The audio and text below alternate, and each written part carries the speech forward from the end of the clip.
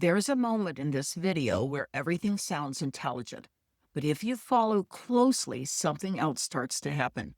The conversation slowly shifts away from the specific concerns people are trying to understand and toward how you're supposed to see it. And once you notice that shift, it's hard to unsee it. Hi, everyone. My name is Stina. Welcome back to my channel. Today, I'm going to be addressing a certain aspect of the hidden true crime controversy. It is the price of truth we respond video, the nearly 4 hour long video that John and Lauren published about, I think it was maybe 10 days after her 9 hours live stalker video. So I thought that I would take a look at this video again from a communications and a narrative framing standpoint. Let's get started. As always, my background is in communication. I'm not a psychologist. I pay attention to patterns in how people deliver information and how that shapes the way we see things. And when you look at this through that lens, one pattern becomes pretty clear. John's style relies heavily on pulling from academic texts. Now, if you watch any of the hidden true crime analysis videos from John, you know that he often pulls from texts and reads from books and things like that on the channel. So that is nothing new. But in this video, I consider it excessive. It is clearly his go-to approach. Right from the beginning of the We Respond video, instead of directly addressing many of the specific criticism from Lauren's original live stream, he shifts the conversation into long academic and psychological territory. And let me show you what I mean. I want to talk about psychological essentialism. He also repeatedly establishes his authority. I am a psychologist. I am a licensed psychologist. I am a clinical and forensic psychologist. He moves quickly between multiple books and academic references, pulling one after another in a short period of time. That creates a cumulative effect over time. It doesn't just present information, it builds a sense that there's a broader body of authority behind what is being said. There's actually a concept in communication called authority bias, also social proof through authority.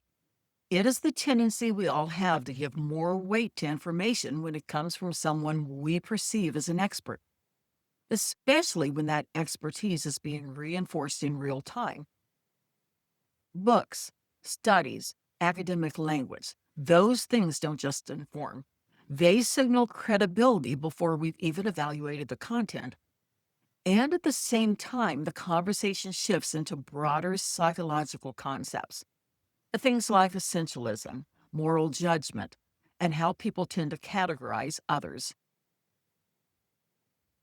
So the authority isn't just claimed, it is reinforced in real time.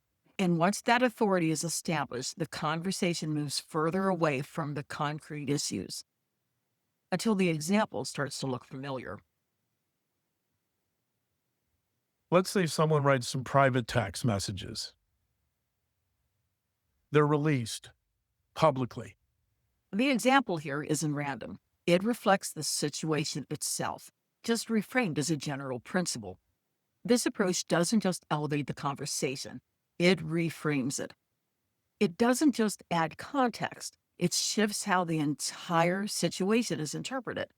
What starts to happen is that the focus moves away from the specific concerns being raised and toward the mindset of the people raising them.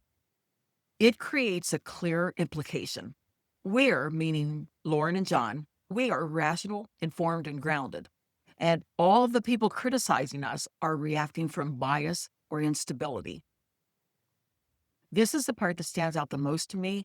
And actually, this is probably the part in the first hour of the video or so that bothers me the most because it dismisses the critics and it dismisses any criticism without, I have to say, taking responsibility at all for the criticism. Instead of addressing the criticism directly, the language begins to characterize the people making it. And once that happens, the conversation changes. I'm not saying none of the psychological discussion has value, but the timing of it matters. especially coming from someone who presents himself as a forensic psychologist.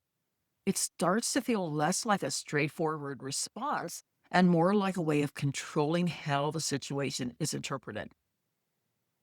And that shift happens before the original concerns are ever fully addressed. When you zoom out, the pattern isn't subtle. The response moves away from direct answers, leans into authority and psychological framing, and gradually redirects attention toward the mindset of the critics instead of what they're actually saying. And once that happens, the criticism itself carries less weight. So, I'd really love to hear your thoughts on this. Have you noticed this pattern too in this or any of the other videos? Um, does it feel like genuine reflection or more like a defense strategy? Let me know in the comments. I read every single one. And if you're here because you're trying to understand what's happening beneath the surface, that's what this channel is for. If you enjoy this kind of pattern analysis, make sure you're subscribed and the bell is on. Thank you for watching. I'll see you soon. I think I'm going to come back and do a second part to this video covering the second hour of the video as well. Again, thank you guys. See you soon.